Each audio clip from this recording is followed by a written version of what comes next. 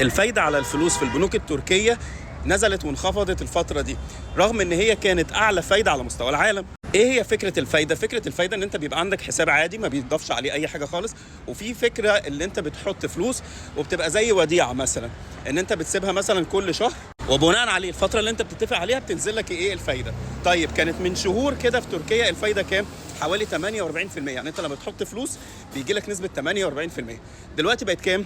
البنك المركزي قال لك لا، النسبة هتبقى 38%. ورغم ان هي نزلت بس برضو تركيا اعلى الدول في العالم بالفايدة في البنوك.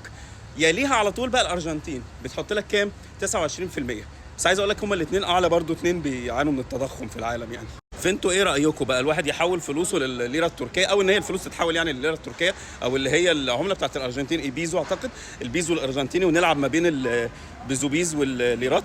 الفيديو ملوش علاقه باي فتاوي، باي فوائد، باي ربا، باي مش عارف ايه. انا بنقل خبر وبتكلم عنه، حرام بقى حلال دي حاجه تانية.